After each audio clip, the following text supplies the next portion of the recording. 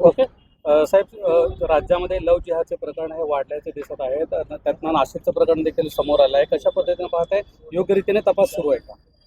नाशिक पोलिसांचं विशेष अभिनंदन आहे की नाशिकमध्ये IT सेक्टरमध्ये जो लव्ह जिहादचा प्रकार घडलाय तो कॉर्पोरेट जिहाद नाशिक पोलिसांनी बाहेर आणलेला आहे. महिला अधिकाऱ्यांचं कौतुक आहे. वेषांतर करून जाऊन त्यांनी त्या मुलींचं सगळं ज्या पद्धतीनं अन्याय होतोय त्याचा अभ्यास केला आणि त्याला वाचा फोडलेली आहे.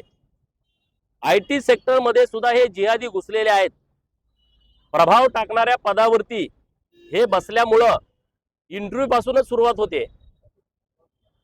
एका पदासाठी 10-10, 20-20, 30-30 मुली येतात.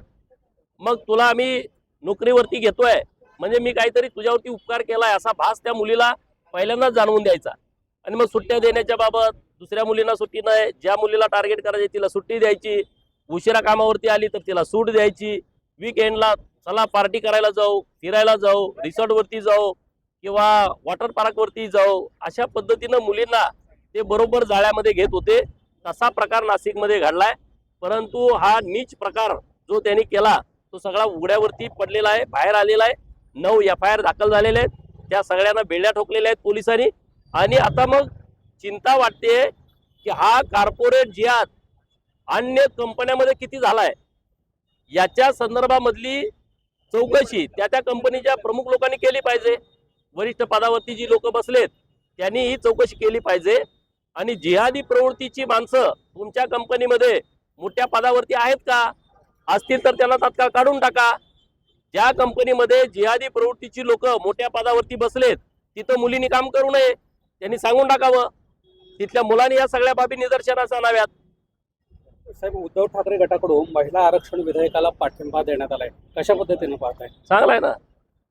महिलांना इतकी 33% आरक्षणाची पदं जर मिळणार असतील आणि ते पण लोकसभा विधानसभेमध्ये, तर उद्धव ठाकरे सेनेनं पहिल्यांदा चांगला काहीतरी निर्णय घेतलाय असं मला वाटतंय. विरोधी पक्ष राहता कामा नये, आम्ही सांगू तेच राहते. मतदारसंघाची रचना त्याचे डॉक्युमेंट तयार झालेत असं संजय राऊत म्हणतात. नाही अजून काय त्यांना स्टेटमेंट करायची रोज सवय आहे. त्यांना अजून माहीतच नाही. अजून SIR सुरू झाला 1 तारखेला आणि अजून मतदारसंघांच्या पुनर्रचनेचा विषयच अजून हातात आलेला नाही. चला आता आधीच पेरून टाकायचं. पुढं आता आपण जिंकणार नाही याची त्यांना पुरेपूर माहिती आहे. आणि त्यामुळे चला मग आता भाजपवाले EVM मॅनेज करतात, भाजपवाले आता मतदारसंघ मॅनेज करा. असं अरे काय सगळी मतदारसंघ काय गावं इकडची तिकडे घालू शकतो का आपण?